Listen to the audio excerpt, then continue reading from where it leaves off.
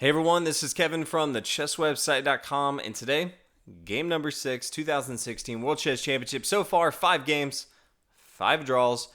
Sergei Karjakin playing the white pieces, looking to make something happen different than a draw. So he starts out with the white pieces against Magnus Carlsen, pawn to e4, pawn e5, knight to f3, knight c6. This looks like all the other games so far. Bishop to b5, pawn to a6, bishop back here to a4.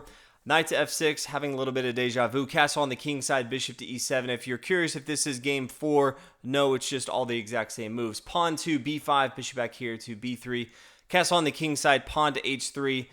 Bishop e7, pawn to d3. And then we actually see our first move that's different than game number 4. And up until this point, the players have used about 60 seconds of time because they're going so fast because they've already played this game before. Now, usually from white, if he's playing this pawn to h3, this pawn to d3, that's kind of the anti-martial opening because sometimes you may play pawn to c3 as the main line, and then your opponent plays pawn to d5. Very sharp line from black, giving up a pawn to material, a gambit here where the pawn could take. All of a sudden, the knight takes. Knight comes up here, takes that pawn.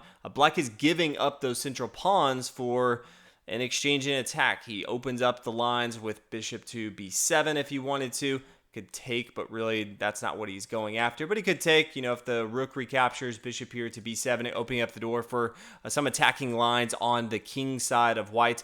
Although white's up in material, a lot of players, if they're playing white, especially at the top level, they try to avoid these lines. And so you'll see things instead of that pawn to c3, pawn to h3. You'll see after bishop to b7, you'll see pawn to d3. Magnus Carlsen saves us a little bit and says, okay, we're not going to play the exact same game. I'll try something a little bit different. In the previous game, he played pawn to d6. In this particular game, he played pawn to d5. So playing almost that or playing the martial attack in an anti-martial opening. And Karjakin immediately responded with pawn takes on d5. Knight takes, the knight up here on e5, and then knight to d4. So this is kind of the first, I would say, somewhat tech that you could tell Magnus Carlsen prepared for this. He's not spending any time on his moves. And Karjakin immediately plays knight to c3. So there wasn't tons of time thinking about these moves. So it looks like Karjakin actually studied and prepared for defense against this. I guess if you're going to be playing tons of that Rai Lopez, you need to be aware of what your opponent could do here. Then over here to b4. Bishop to f4, and he had some other options instead of knight to or bishop to f4. I really like pawn to a3. Put your opponent to the test and says, even if you're not even 100% sure what your opponent's going to do, it kind of forces their hand. You don't want them to get too much material involved before you figure it out. So this kind of says, okay, you need to move your knight, capture something, let's do something. So if we can say knight takes on b3, we capture. Pawn to f6, forcing the knight to move. Knight comes back here to c6. I think white's going to be in a particularly okay position. He's up a pawn of material, isolated pawn in the center of the board. All in all, I think this is fine. But Karjakin decides to go and bring his bishop out here to f4, centralized. Knight takes on b3. And this was the first move that Magnus Carlsen took more than 7 seconds in the game. It took about 4 minutes. It's not too long. But we see the pawn recapture here. And then pawn down here to c5, and he had some other options as well here. He could have played queen to d4, pretty aggressive line. You could see bishop to g3 since it was being attacked. Rook over here to e8, just adding pressure in the center of the board. Knight d4, f5 if we really want to get crazy for Magnus Carlsen. c3, forcing one of these pieces to move. Queen here to d5. Could see the pawn capture, bishop down here to b4, and we start to see some fireworks. I think this would have been very entertaining to see. But we see pawn to c5, nonetheless, opening up the door more for a queenside attack from Magnus Carlsen. And the knight to e4. And this is kind of where Karjakin actually started to use a little bit of time. He didn't seem flustered at all. Seemed like he was prepared. But this was the first time that he didn't use maybe 5 to 6 seconds in the game.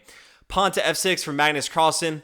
Pawn or knight back here to f3 since it was under attack. Knight to f5, forcing the knight to move. Knight back here to g5. And then we do see a captured knight takes on g5, pawn to h6, forcing the knight to move. The knight really only has one place to go. It doesn't want to come back here to, let's say, f3, because then the bishop could just take here. And then if the pawn takes, well, that's kind of bad because just queen down here to h4. There's double pawns on the f file. A lot of things are under attack. The bishop, the pawn. things go very bad for white here. If he takes with his queen, okay, well, then all of a sudden the knight comes down, takes on c2, gets that material back, but now he has a very strong attack, attacking both of these rooks right here. So if we look at where the knight can really move to, that's kind of it. Other than that, it's going to be taken immediately. So it comes here to e6, attacking both the queen and the rook. It really, Magnus Carlsen only has one move, and that's queen to d5. Anything else really is somewhat bad. And now the knight can't really take here on f8 because he would really decide it's better not to get checkmated here on g2. So he decides to go and play pawn to f3, stopping that attack. It's always important to know how you're blocking, because instead of f3, if he tried queen to f3 per se, then all of a sudden the queen takes, the pawn takes, and as we said before, knight down here to c2 gets a little bit tricky. Even if the knight takes on f8, it's still kind of bad. The rook over here to f8, still attacking both of these rooks right here. Not going to go very well for white. So instead decides to block correctly, pawn to f3. Rook to e8, just attacking the center of the board, especially putting pressure on the knights here. Rook up here to e5, so Karjakin decides to play a little bit more aggressive and start to attack the center of the board. Queen back here to d6, c3, forcing the knight to move. This comes over here to e6 and says, okay, I'm going to go ahead and take material. We can start to exchange on board. I'm going to take your knight. Sergei Karjakin says, I'm going to take your rook first. We can start to see some exchange on board. And after the pawns take, rook over here to c1, trying to control this open file here on the c file. Rook to c8, we do see an exchange on board. Both sides seem very, very okay with exchange of material because they are moving at a blistering pace here. Queen to e1, they're not just getting into any crazy positions, which I think is somewhat disappointing in game 6. But alas, here we are. Queen to d7, king up here to h2, because instead of, this queen here on e1 is attacking this pawn here. So he could have tried something, queen to c5, protecting this pawn, check. Instead, he decides to go and play the queen to d7. Hey, if you want to take my material here, I'll go and take your material here on d3. We can exchange. So after queen to d7, king up here to h2, pawn to a5, queen to e3, bishop down here, d5, queen up here to b6. Both sides just say, hey, if you want to go ahead and take a material here on b3, that's fine. I'll take material back. We do start to actually see some of that exchange. Queen takes here on a5, queen down here to d3. After the queen takes on b4, bishop to e6, they decide to go ahead and draw the game. Not a ton of material left to really do too much, especially with the opposite color bishops. It's going to be fairly drawish the rest of the way. 32 moves from each player. Magnus Carlsen only used about 30-ish minutes in the game. Karjakin a little bit more, played about an hour or so. So all in all, very, very quick game.